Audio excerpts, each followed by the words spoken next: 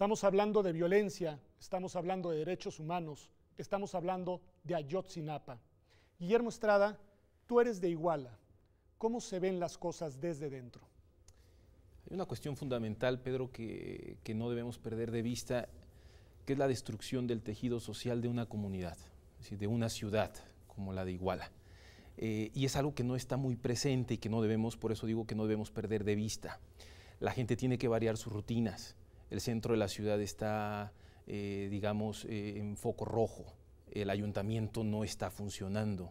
No solamente antes de que se quemara, ahora está quemado incluso, pero antes de eso... Te iba a preguntar, ¿este clima, este ambiente, este contexto precede a los eventos de las últimas semanas o es a raíz de los mismos que tiene lugar?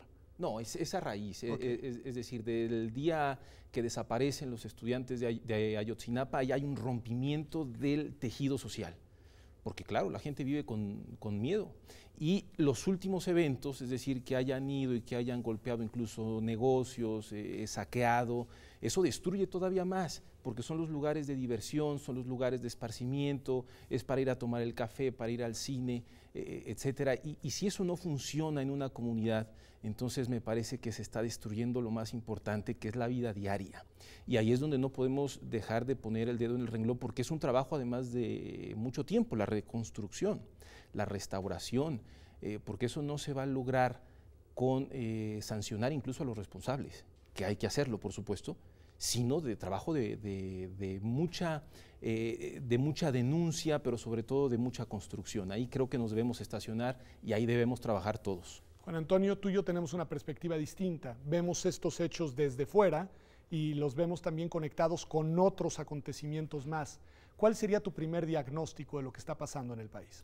Bueno, yo he dicho varias veces que estamos frente a una crisis absoluta, gravísima de derechos humanos, una crisis generalizada, no solo de Ayotzinapa, no solo de Iguala. ¿Sí? Venimos de un sexenio de 80,000 muertos, 20 y tantos mil desaparecidos, porque las cifras ya vuelan con una soltura que deja perplejos a los especialistas. No sabemos todavía ni cuántos muertos ni cuántos desaparecidos, pero sabemos que son miles y miles. ¿Sí? Venimos de un sexenio sangriento y entramos a otro que está siendo igualmente sangriento. Tenemos San Fernando, tenemos Cadereyta, tenemos Tlatlaya, tenemos ahora Ayotzinapa, ¿sí? Pero es una cadena de eventos que lo sorprendente es que hasta ahora estemos horrorizados y pasmados, claramente porque Ayotzinapa es una barbarie, es, digamos, llegar al colmo de toda esta locura de violencia, pero ya habíamos tenido San Fernando, por ejemplo, y ya habíamos tenido también carretadas de muertos expuestos en carreteras y avenidas principales de ciertas ciudades, con el argumento de que era cuestión de crimen organizado. Eso es lo que me interesaba, si ella apuntaba. Sí, con la cuestión de que era crimen organizado, a la sociedad no le importaba. Parecía no importarnos, parecía no ver, no queríamos ver esa realidad tan tremenda que ya estaba desde hace más de 6 años ocurriendo en este país. Ahora parece que está atacando a todos, está atacando a los estudiantes, está atacando a los jóvenes principalmente. ¿Quieres decir algo, Guillermo? Sí, que justamente, por ejemplo, alude Juan Antonio al tema de los migrantes, que fue horroroso, de San Fernando. Sin embargo, el tema migrante no generó la reacción social como sí lo generan los jóvenes y además universitarios.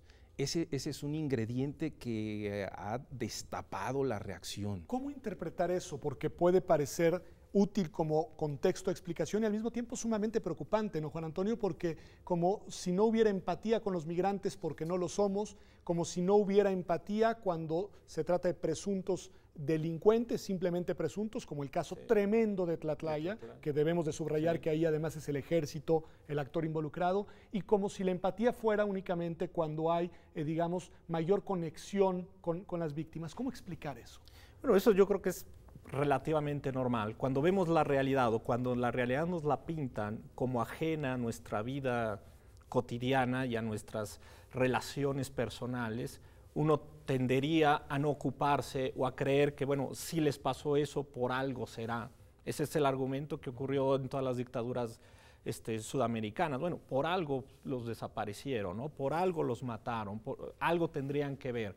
Pero de repente cuando ya ese por algo será no existe, a pesar de que, como dijeron hace rato, los alumnos dijeron, bueno, se les está tratando de criminalizar a las propias víctimas, justamente en esta lógica de separarlos de la sociedad, de romper esta empatía que hay, porque es una estrategia de rompimiento de esa empatía, criminalizarlos, porque si son criminales yo ya no me siento identificados con ellos, si están involucrados con grupos guerrilleros yo ya no me siento identificados con ellos, pero claro, si no lo son, si son estudiantes, si solo estaban luchando o recolectando dinero para su propia escuela, para su propia causa de mantener la educación pública normalista, bueno, pues entonces hay mucha empatía y la comunidad estudiantil, la comunidad universitaria lo sabe y reaccionamos y se nos enchina el cuerpo de saber lo que les puede pasar a estos chicos porque nos afecta directamente.